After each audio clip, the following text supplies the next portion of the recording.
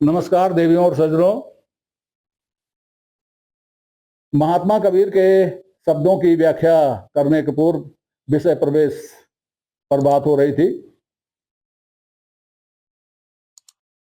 मैंने बताया था कि कबीर वाणी सबकी है, इसलिए इसे प्रचारित होना चाहिए।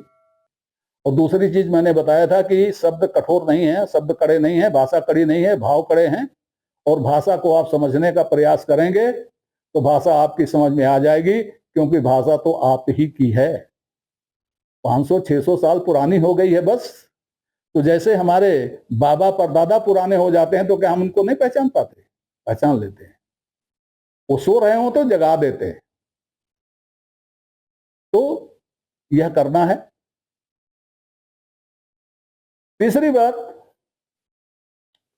कबीर ऐसे समय में थे जब संस्कृत लगभग जा चुकी थी, लेकिन उसके स्थान पर कोई सर्वमान्य बोली भाषा आ नहीं पाई थी। वो निर्माण में थी, वो निर्माण में थी। उस समय कबीर के शब्द कौन रहे होंगे? कबीर के शब्द वो रहे होंगे जो प्राकृत शब्द रहे होंगे, या जो संस्कृत से अपभ्रंश के रूप में प्राप्त हुए रहे होंगे वो रहे होंगे, या जो विभिन्न स्थानीय भाषाओं से टकराकर बने हुए होंगे वो रहे होंगे, या कुछ शब्द ऐसे भी होंगे जिनमें कबीर ने संस्कृत का व्याकरण लगाकर उनको नया रूप दिया। अब ये जिनमें संस्कृत का व्याकरण लगाकर के नया रूप दिया, वो हमारे विद्वानों को समझने में कठिनाई होती है और वो उसका अनाप शनाप अर्थ लगाते हैं। उदाहरण के लिए एक शब्द बोलता हूं, बाकी तो जिस समय व्याख्या होगी उस समय बताऊंगा। एक शब्द है घर, सब जानते हैं घर। अब कबीर वाणी में जगह जगह आपको प्रयोग मिलेगा घर ही, घर अपर छोटी की मात्रा घर ही। हमारे विद्वान घर और घर में कोई अंतर नहीं करते। अरे भाई, घर घर है, घर ही घर है। जब घर कहा जाता है तो आप बाहर से देख रहे हैं घर, या अंदर से भी घर देख रहे हैं घर। और घर कहा जाता है तब निश्चित होता है घर में, घर के अंदर, क्योंकि इसमें संस्कृत के व्याकरण लग गए हैं। संस्कृत का व्याकरण लग गया है। मे को से को ने का में है, याद कीजिए, वो लग गया है इसमें, घर में, घर और घर में। तो इसका ध्यान रखना होगा। अब एक और बात पर आते हैं, कबीर वाणी के विस्तार पर। कोई यह नहीं कह सकता कि उसने कबीर वाणी को पूरा पढ़ लिया है, पूरी कबीर वाणी पढ़ ली है। कोई नहीं कह सकता कि कहीं पर कबीर की पूरी वाणी उपलब्ध हो जाएगी। कोई नहीं कह सकता कि मैंने कबीर वाणी की पूरी व्याख्या कर ली है, या कोई यह नहीं कह सकता कि मैं पूरी कबीर वाणी की व्याख्या कर लूंगा। नहीं कर पाएगा। कबीर वाणी का इतना विस्तार है कि उसकी व्याख्या तभी हो सकती है जो पे होए जीव 10 लाखा तो कोई आए महंतो भाका। एक जन्म काफी नहीं है कबीर वाणी की व्याख्या के लिए। कितनी विस्तारित है कोई नहीं कह सकता। कोई नहीं कह सकता कि इतनी है, कोई यह नहीं कह सकता कि इतनी नहीं है। कुछ भी कहा जा सकता है। तो कबीर वाणी में ही ये उपलब्ध है, अन्य ग्रंथों में भी उपलब्ध है। जेते पत्र वनस्पति और गंगा की रैन, कबीर बेचारा का कहे, पंडित बेचारा का करे, कबीर कही मुखबन। और बीजक में है, दोहरा कथ जो कहे कबीरा, प्रतिदिन समय जो देख। दोहरा, साखी या दोहा, कबीर रोज समय देखकर कहते हैं। अगर मान लो कि कबीर साहब ने 50 साल की उम्र में बोलना शुरू किया और वो 118 वर्ष तक जीवित रहे और मरते दम तक कहते रहे, तो 68 गुणे 350 तो दोहे हो गए। 68 वर्ष, एक वर्ष के 365 दिन, 68 गुणे 365 तो दोहे हो गए। कहां है वो? हमारे सामने सभी एक साथ उपलब्ध नहीं है। और दोहों के अलावा बहुत कुछ कहा होगा, कैसे व्याख्या हो पाएगी? एक मोटा मोटी अंदाजा बता रहे हैं, 4 स्रोतों से कबीर की वाणी मिल सकती है।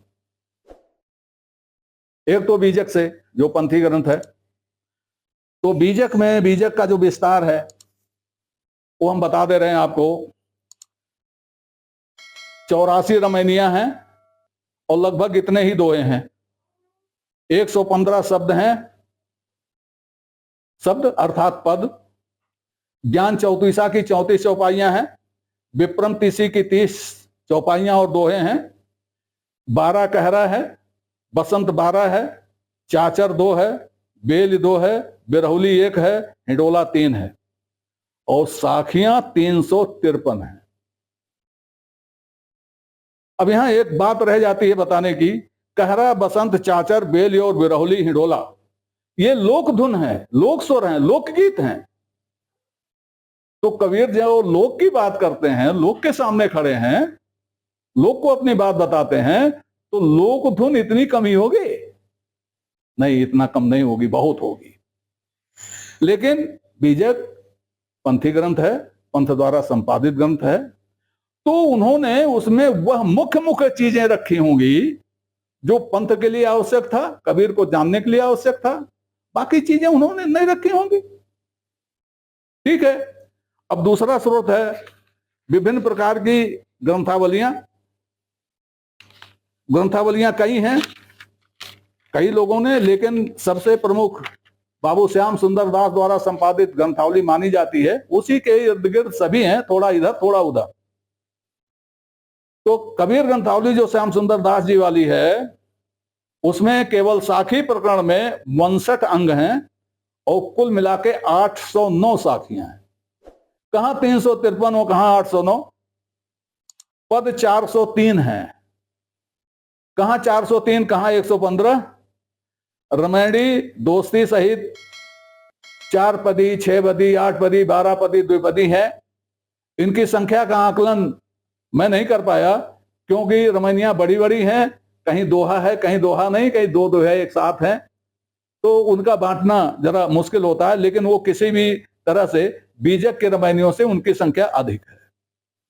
अब उसके बाद आइए गुरु ग्रंथ साहिब। गुरु ग्रंथ साहिब में ऐसी साखियां 192 हैं जो कबीर ग्रंथावली या बीजक में नहीं है। 222 ऐसे पद हैं जो कबीर ग्रंथावली या बीजक में नहीं है। मेरे पास एक राघव साहब की पुस्तक है जिसमें 3500 दोहे हैं कबीर के। इसके अलावा अन्य संप्रदायों की पुस्तकों में भी कबीर के दोहे, कबीर के पद और कबीर की चौपाइयां सम्मिलित हैं, संकलित हैं। और सबसे बड़ा संकलन तो कबीर का लोक में है। वो भी लोक में क्षेत्रवार अलग अलग है। यूपी में अलग संकलन है, पंजाब में अलग संकलन है, राजस्थान में अलग संकलन है, छत्तीसगढ़ में अलग संकलन है। तो ये कहने का मतलब ये है कि गंगा रेन के बराबर ना हो, जेते पत्र वनस्पति के बराबर ना हो, लेकिन है तो बहुत। और उन सब की व्याख्या करना किसी के लिए एक जन्म में संभव नहीं है। अब आगे जो इसमें मैं कहना चाहूंगा, कबीर की शैली के बारे में मैंने बीच में आपको बताया है। कबीर की शैली उपनिषद शैली है। उपनिषद शैली किसे कहते हैं? जब गुरु शिष्य को या कुछ शिष्यों को सामने बैठाकर ज्ञान देता है, उसे उपनिषद शैली कहते हैं, जिसमें प्रतिपक्षी की बात पहले कही जाती है और फिर प्रतिपक्षी की बात को काटते हुए अपनी बात कही जाती है। ये उपनिषद शैली है। तो कबीर की जो रमैनियां हैं, जो पद हैं, जो साखियां हैं, उनको आप ध्यान से देखेंगे तो आप पाएंगे कि साखी, रमैनी या पद का प्रारंभ कबीर अपनी बात से नहीं करते, हमारी आपकी बात से करते हैं और हमसे आपसे हां हां करवाते हैं और बाद में हमारी आपकी बात को काट के अपनी बात रख देते हैं। हमको आपको उस स्थिति में ले आते हैं कि जहां के बाद हम आप निरुत्तर हो जाते हैं। यह कबीर की शैली है। तो व्याख्या करते समय इसका ध्यान रखना जरूरी रहेगा और सुनते समय भी इसका ध्यान रखना जरूरी होगा। सबसे बड़ी बात, किसी वाणी का अर्थ समझने के लिए, उसकी व्याख्या करने के लिए या व्याख्या समझने के लिए 4 चीजें बड़ी आवश्यक होती हैं, अनिवार्य होती हैं, कम से कम अपनी ओर, अपनी परंपरा में। पहली बात यह है कि विषय का सम्यक ज्ञान होना चाहिए। दूसरी बात यह कि कथन करने वाले के प्रति श्रद्धा होनी चाहिए। तीसरी बात यह कि निरपेक्षता होनी चाहिए। चौथी बात यह, कथन करने वाले के बारे में सम्यक जानकारी होनी चाहिए। जब तक ये चारों चीजें नहीं होंगी तब तक व्याख्या या समीक्षा या अर्थ सही नहीं होगा। क्योंकि व्याख्या, समीक्षा, अर्थ ये किस लिए होते हैं? ये अर्थ होते हैं कहने वाला क्या कहना चाहता था, वास्तव में क्या कहना चाहता था, वहां तक पहुंचने की प्रक्रिया होती है। तो जब आप व्यक्ति को जानते ही नहीं हैं तब उसने क्या सोच के कहा होगा ये आप समझ ही नहीं सकते और फिर अर्थ उल्टा हो जाएगा। उदाहरण देना चाहूंगा, किसी ने कहा बूंद बूंद से घड़ा भरता है। अब वो क्या कह रहा है, क्या चाहता है, यह इस बात से पता चलेगा कि वो है कौन। अगर कोई कंजूस आदमी है तो वो किसी को, अपने बच्चों को, किसी को बता रहा होगा कि भैया संग्रह करो, थोड़ा थोड़ा करके रखो, घड़ा भर जाएगा। कोई धनवान व्यक्ति है, उपक्रम करने वाला है, वो अपने बच्चों को समझा रहा होगा कि सेविंग करो, बचाओ, तब पूंजी बढ़ेगी। अब कबीर कह रहे हैं पैका पैका जोड़ के पूंजी लक्ष्य करो। पैका पैका माने कौड़ी कौड़ी जोड़ करके पूंजी लाखों करोड़ों हो जाती है। कबीर कोई व्यापारी थे क्या? तो अब यहां इसका, उनके इन कथन का अर्थ जो है, पैसा इकट्ठा करो पूंजी बन जाएगी, ये नहीं होगा। पैका पैका क्या है यह देखना पड़ेगा और पूंजी क्या है यह देखना पड़ेगा, कबीर के अनुसार देखना पड़ेगा। कुछ लोग कहते हैं कि दोनों बात एक साथ कैसे होगी, श्रद्धा और निरपेक्षता भी कैसे होगी। जब हम किसी के प्रति श्रद्धा रखेंगे तो निरपेक्षता नहीं हो सकती। यही तो काम है, यही तो मुश्किल काम है और इसी को तो करना है कि श्रद्धा भी रहे और निरपेक्षता भी रहे, और दोनों हो सकती है। क्यों? श्रद्धा हृदय की वस्तु है और निरपेक्षता मस्तिष्क की वस्तु है। दोनों चीजें अलग अलग हैं। तो श्रद्धा रहते हुए भी हमारी निरपेक्षता हो सकती है, श्रद्धा रखते हुए भी हम निरपेक्ष हो सकते हैं। जहां हमको कोई चीज सही लगेगी हम सही कहेंगे, जहां गलत लगेगी हम गलत कहेंगे। लेकिन ये समीक्षा का विषय है, ये अर्थ और व्याख्या का विषय नहीं है। अर्थ में तो हमको जो कहा गया है वहीं तक सीमित रहना है और व्याख्या में भी हम उसके बियॉन्ड नहीं जा सकते। आप देख लीजिए, उदाहरण ले लीजिए, आदि स्वामी शंकराचार्य जी ने उपनिषदों की व्याख्या की है और बड़ी विशद व्याख्या की है। उनके जैसी व्याख्या आज तक किसी ने नहीं किया। लेकिन उन्होंने कभी भी उपनिषद के ऋषि के कथन से दाएं बाएं जाने की चेष्टा नहीं की, जबकि उनका अपना सिद्धांत कहीं कहीं उन कथनों के विपरीत रहा है जो उनके विवेक चूड़ामणि ग्रंथ के अध्ययन से पता चल सकता है।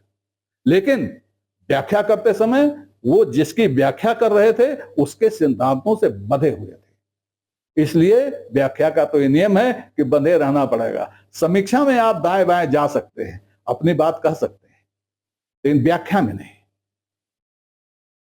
ये कुछ चीजें थी, कुछ बातें और हैं जो मैं व्याख्या करते समय बताता चलूंगा। आज इतना ही। नमस्कार। आपसे निवेदन है कि श्रृंखला को अपनी लाइक दें, इसको सब्सक्राइब करें और कमेंट बॉक्स में जाकर अपनी टिप्पणी प्रस्तुत करें, अपनी जिज्ञासा व्यक्त करें, अपने प्रश्न पूछें। यथा समय आपकी जिज्ञासाओं और प्रश्नों का समाधान करने का प्रयास किया जाएगा। धन्यवाद।